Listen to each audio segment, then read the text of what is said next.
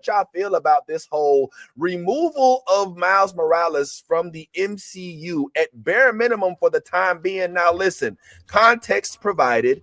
When you first see this, it reads, hold up, no Miles Morales in the MCU, period? Well, not necessarily. Reportedly, what it is that Miles Morales will not be in the MCU for the time being, and that may or may not be, and Nali, I got you coming up after this, because the Sonyverse is trying to capitalize on the popularity of Miles Morales for the time being.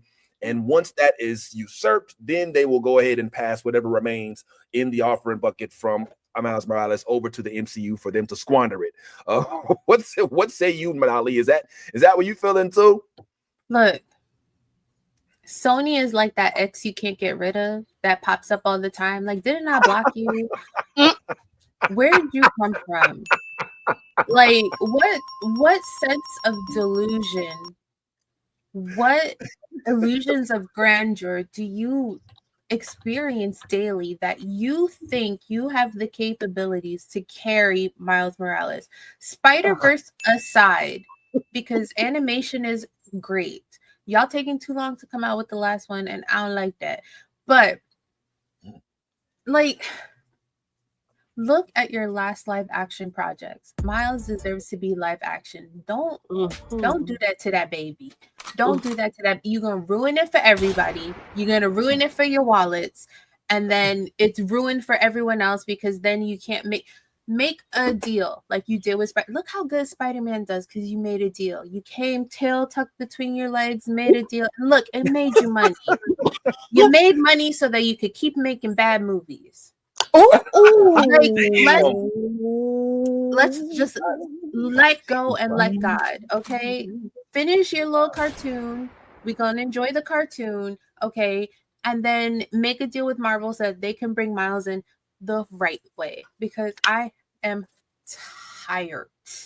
Your movies are streaming watch at best.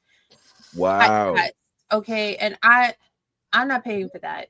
As much as I love Miles Morales, you will not catch me in a theater watching a Sony produced Miles Morales live action. It's not happening. No. What do you think? We haven't heard from you, and what say you, fam? So this one's tough. I get why Sony doesn't want to let go of Miles, right? Like, it's the only thing they have really going for them. Literally. They're so disjointed. They have so much potential. It's so frustrating. The same studio that makes The Last of Us is the same studio that makes Morbius. It's wild. Yep. Range. Get the fuck out. But range. Right. You know, it's like absolutely not. It's like I get worried because I need to know what creators are going to be behind working with Miles. Like, I don't want to just willy-nilly give Miles to Marvel and think they're going to run with it and cook. We see what they did with Captain America. Like, they half cooked the movie. It's like, I don't know.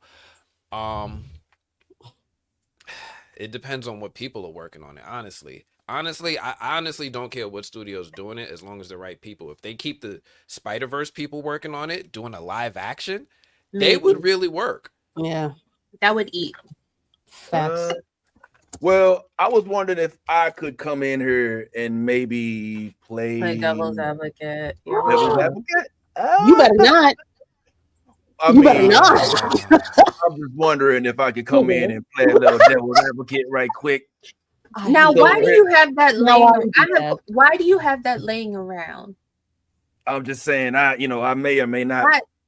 You know how hard it was for me to do this while y'all wasn't on the screen. You muted, bro. You muted, and that's probably a good thing. And you probably should stay that way. Nah, keep it muted. Keep it muted. I already know you're gonna be the longest, so you got the most shit to talk. I was just gonna say, why your pitchfork so small, bro? Like, yo, it's cold in here. It's cold. It's cold in the studio today. He said, "Bird, it's cold in here. There must be some haters in the atmosphere." Oh man, I was in the pool. All right.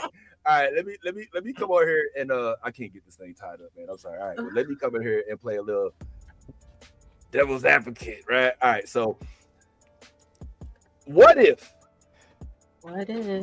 the reason why Sony is saying this is because, like y'all said, the best thing they got going is the Spider-Verse. And so if Marvel comes in and starts confusing the audience with these timelines, it might undercut the success of one of Sony's best productions, which is the Spider-Verse.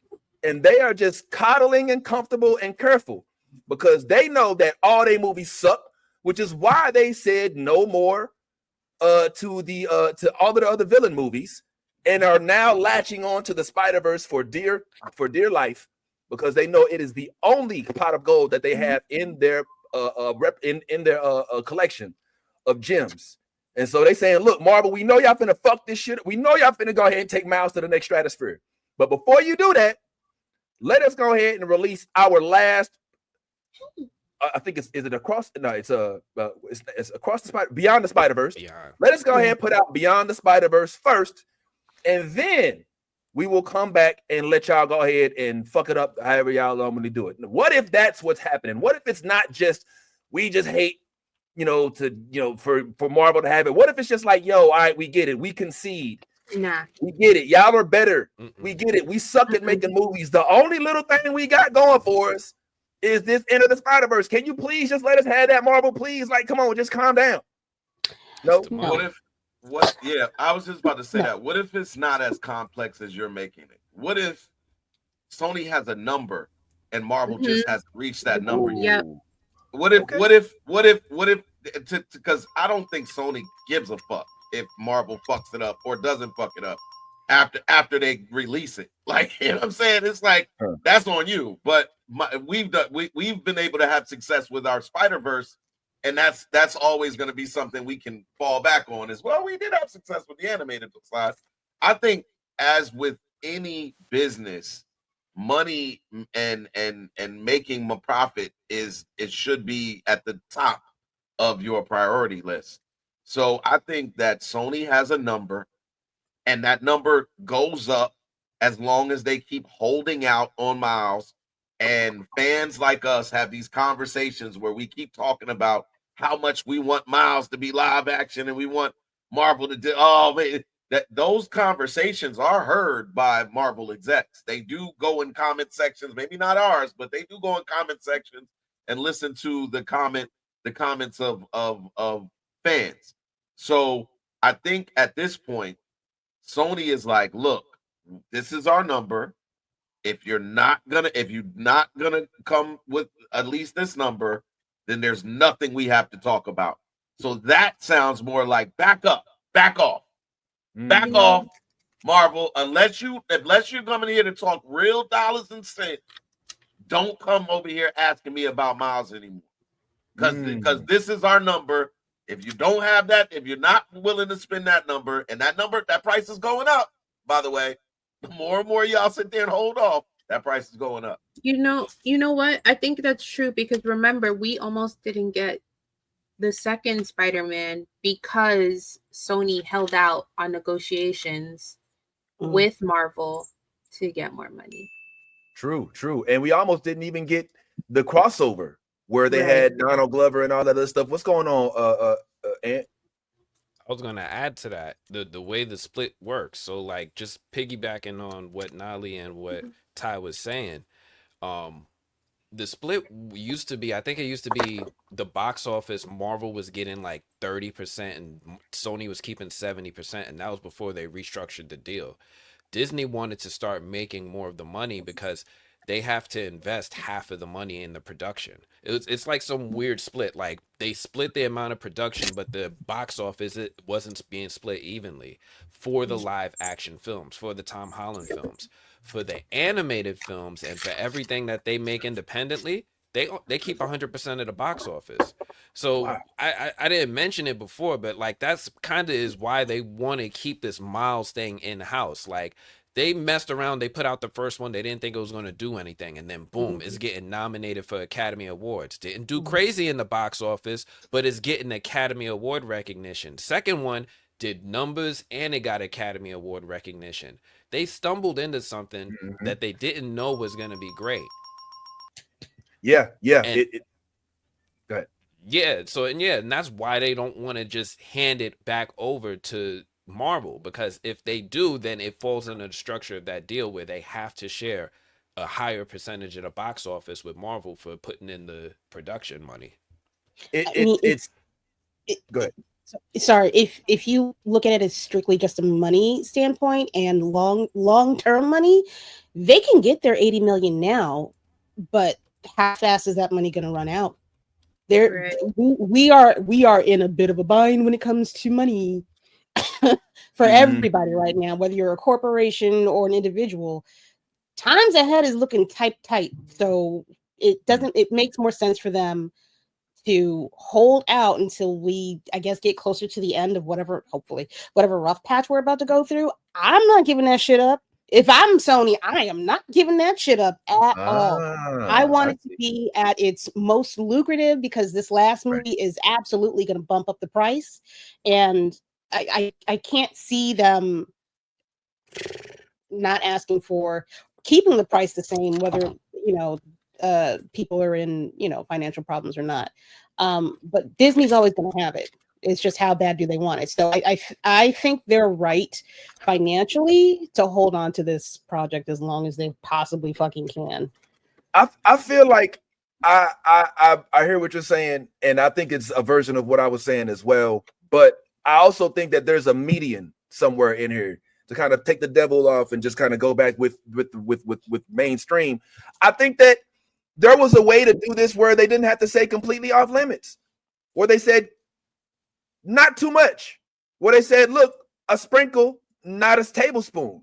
You know what I'm saying? Because if you at least tease the concept of Miles Morales in a live action, even if you don't necessarily dive directly into it, even if you just have Rio, say you only have Rio in the in the next Spider-Man movie, or you only have his dad, Jefferson, right?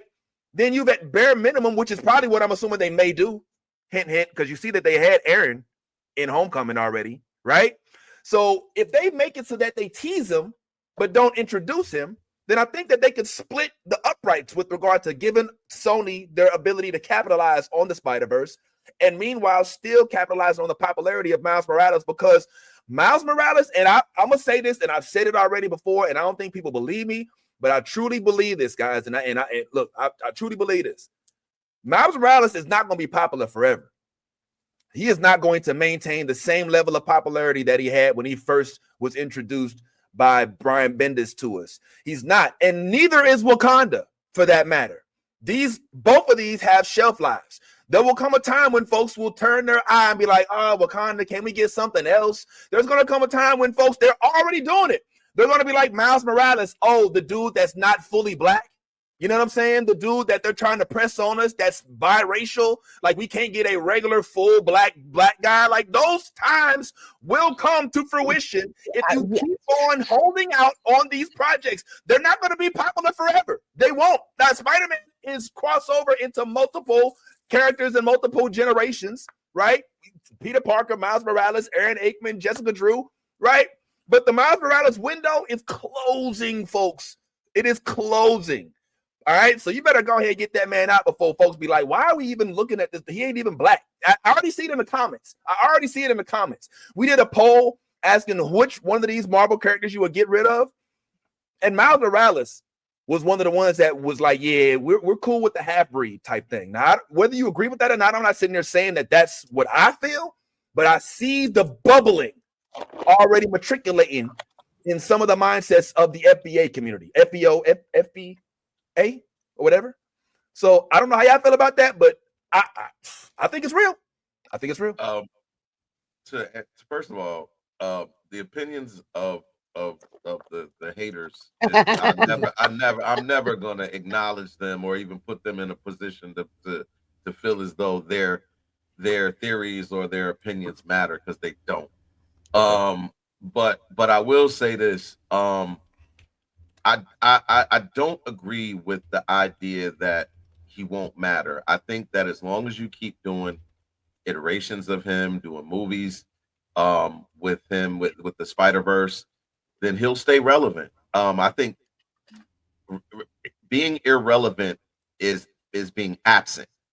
So as long as he's still being talked about, as long as they're still making the Spider-Verse movies and they're as good as they have been, then Miles will always be a conversation piece until he lands the opportunity to be a live action.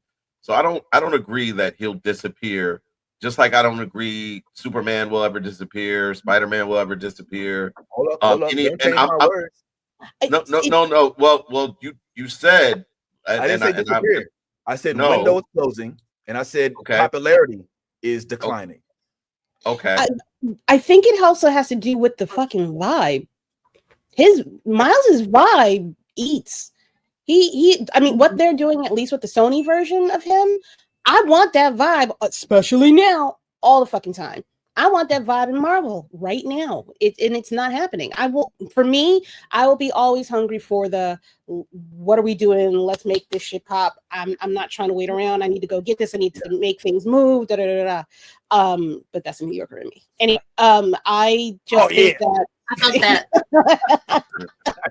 Let's go. What are we doing? I think as long as Miles maintains that vibe. Not even if he maintains it, the fact that he has it at all, and we're waiting for the live action version of that to appear on screen, even if they fuck him up in the comics, people still want that original Miles. I want that original Miles still. So I don't think the window closes on that. I don't think the door closes on that. I people think the always window, want to rebel. Nah.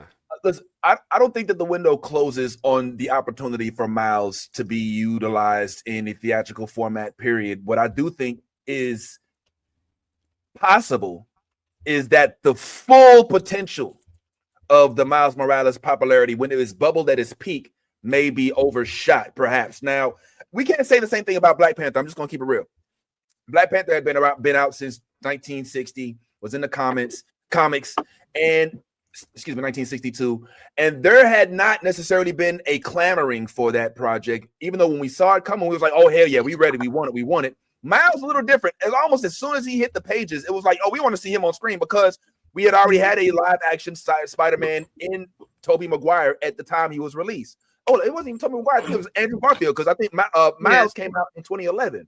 So it's a little different. I'm not saying this because I believe all of it. I'm saying it because as a Miles fan, I'm concerned about whether or not it will get its full just due if we keep holding the project, so long. I mean, maybe I'm being a little too. Let me ask you something. Do you feel like that about Blade? Let me tell you why I don't. Blade has 3 movies out already. Blade already had a TV show. Blade has already been. Do you feel this way about Static Shock? I don't, but let me tell you this. Static Shock has not had any theatrical releases. It's all been television series. So when that drops, it's going to be something completely new. And dare I say, mark my motherfucking words right here, July 8th, August 2nd, 1996. What is 1985? Where are we at? What time it is? It's November 5th, 1955. Me, Biff, and Marty McFly. We done got in the DeLorean. Mark my words. When Static Shock, the Blerd Sphere will go nuts about how Static is the real Black hero. Trust me, it won't be everybody. It won't be everybody, but the voices will be loud about, okay, Static is the real Black hero. He does not have any ties to any other cultures. Right or wrong, it's going to be a thing. That depends on who gets their hands on it and writes it. Yeah. They will fuck. I think they will fuck that up. If even Jimmy, you my guy, Jimmy Guns. I love you, my guy. I love you. I don't think you are ready to handle Static. I do not think he knows how to handle Static. We got a glimpse of what he could do with Mr. Terrific. Yeah. Well, Mr. Terrific is great. He's terrific. However, what sauce did he serve outside of a few lines in a movie? We didn't get to see him at his full potential. They definitely could have given him more stuff to do. He could have had, I feel like he could have had more of an interaction or more of a effect when he was speaking to his teammates and to Superman. But like the quick quips, it's all right. It's all right. It's not quite full on stereotypical. But he needs somebody on that writing staff to tell him, boost him up a little bit more, like give him a little bit more flex. I'm not saying he was bad. You know what I'm comparing him to? Captain America: Brave New World. I'm comparing him to I think he had the exact same acceptable tone as Captain America. I don't think they wanted to offend anybody on either side. I don't think they wanted it to be a stereotype, but I also don't think they knew how to make him spicy. But you know what I mean? The difference between Mr. Terrific and like a Static Shock. Like Mr. Terrific is like a superhero that happens to be black versus Static Shock is entrenched in blackness. Like every episode was a lesson in black culture or racism or how to address it. So I agree with you. James Gunn wouldn't know what to do with that, right? Like I don't think that he's that type of creator. And to find the right type of creator to make that, I don't even know. I don't think they know where to begin. It depends on what executives do you have in the room. When we look at the Marvel Roundtable or the Pantheon or whatever they call the Parliament, whatever they call, ain't no black people there. It's not a single black person in the room.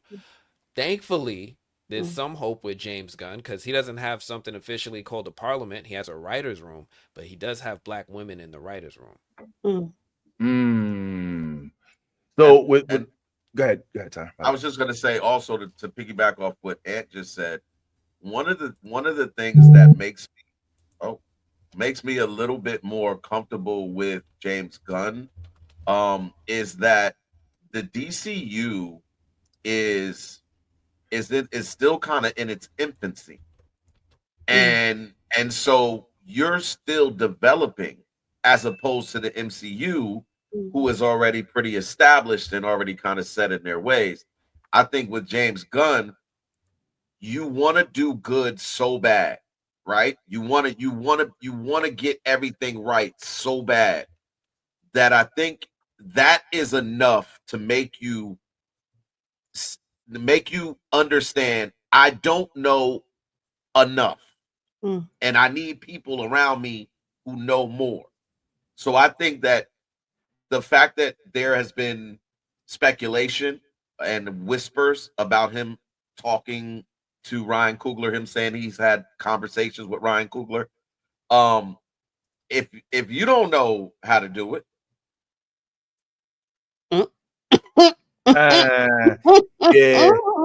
that's pretty much the consensus. Is like, yo, you've got Ryan. First of all, let's be clear. They've only spoken. They haven't agreed to anything. There hasn't been like a whole, actual if I'm not mistaken, there hasn't been like an agreement with regard to what the direction of whatever Ryan Coogler does will be. And I'm sorry, go ahead. Am I wrong? I just want to interject. What do we even know what the conversation was about? Because the conversation they had could have been just about him making getting that deal for Sinners. We have no idea what we actually talked about. Well, the thing I think go ahead. Well, I was just going to say, it doesn't even matter what they talked about. My point is that proximity. You're in proximity of someone who's an established director who has done multiple black films, and if you don't know how to do a black film, you know what I mean? That's what I'm saying. Well, I mean, I think they would have to hire him first, right? Or they'd have to. Well, listen. You have a relationship. It's like this, right? If I don't know about black people and I'm a white person, but I got one black friend, who am I going to go to ask about how to deal with black people? If I I'm not saying that they had to have a conversation about Static Shock at all. Mhm. All I'm saying is that right now you need someone to come in and direct a Static Shock movie if that's something that you plan on doing in the DCU, which we all know how we feel. Like Ann has just talked about it and said how you think they're like, yo, yeah. Or pass it on to somebody else. Let somebody else take the football. You know what? I can't do it right now. However, here's this young up and coming dude that I know that I've been working with, XYZ. I've been seeing his shit. Probably not in your fucking universe, but let me introduce you to some shit right over here. Give him a shot, give him a chance, sit down, talk to him. If you don't like him, here's a list. I was literally going there. Lady Mandalore, Kira. I was going to. Sometimes we do get caught up in the success of one or two people that we neglect the potential for others. And as much as I love to see Ryan Coogler direct everything comic book black, I also think Ryan Coogler, as you said, can help usher in a new era of new Ryan Coogler. So we won't be so hell bent on using one person as the arbiter of all things in this arena. I kind of like what he did with Riri, right? Like he wasn't hands on, right? He produced it. Selector. He knows he has not messed with anything on any level so far. He hasn't had to fire some. Well, maybe he has. I don't fucking know, but we don't know who they are. So in my mind, he hasn't had to fire anybody. Ain't nobody been caught up in no bullshit. Ain't nobody did any half-ass work. And if he did, I'm sure he's like, let me talk to you for something, my young homie. Let's have a quick conversation, because he does not want any of us to lose. That is the one consistent thing that I will say about Ryan Coogler. If he is not a badass fucking director, which he is, motherfuckers, don't get it twisted, he knows how to choose people to work with. He's got a family from Fruitvale Station, from the cast and crew, all the way up to present, including the stuff that he don't have an exact hand on. Let him pick. I'm begging y'all, let him pick. He ain't got to do it. He knows who to go to in order to get a particular flavor of something done. He communicates with everybody. So even if he's not there behind the camera, in front of the camera, he's off to the side somewhere, keeping a lookout. I love that man. I'm sorry. He my director. He's my Spike Lee. I will say that. Like, I'm gonna go hard and paint for my guy. He's from the West Coast, and that's okay. That's your only flaw. But outside of that, see, if Bree, somebody hit up Bree Book and should let her know that what lady just said. Like, she's claiming that. Nah, I get it. The coastal thing is a real thing, but even though in the Midwest we hold shit down, I'm gonna keep it right there. Let's go ahead and let's listen to what Kevin Feige had to say about this. Evidently, he mentioned some of what happened in this interview. Let's see if he drops any nuggets real quick. His friends who weren't there at the time, and I said, yeah, I know this isn't the way it happened, but the way in my memory it happened was that people were so happy that they were literally doing somersaults and flipping around in the aisle. Sure. That's really what I remember. That's not true. Wow. It's like I remember the vibe, and then I remember I visually turn it into something else. And totally aside, I was talking to Ryan Coogler the other day, and I was like, we were talking about how great the Black Panther premiere was, and I was like, yeah, I said, and I was with all his friends who weren't there at the time. And I said, yeah, I know this isn't the way it happened, but the way in my memory it happened was that people were so happy that they were literally doing, somersaults and flipping around in the aisle. Sure. That's really. So that conversation doesn't sound like a business conversation, more of a personal just like hey man, what's up? Like, James Gunn feels to me like a good businessman. Like, if he's just forging a quick relationship with Ryan Coogler, just building rapport, I may tap you on the shoulder one day, say, hey, here's this project, or maybe I won't. But hey, let's keep each other in touch. I think it's just good business. Who knows? Says he recently spoke to him, but again, very cryptic about what that means. But I do know that Ryan Coogler ain't owned by not nan body. And his success speaks for itself, and so hopefully he can carry that into some projects. As for Static being released, I think that Miles only intensifies the Milestone fans for wanting and clamoring for a Static project. And dare I say, if there's any success by this Lantern Corps project, it's going to make it even more, it's going to make the DC fans even more hungry.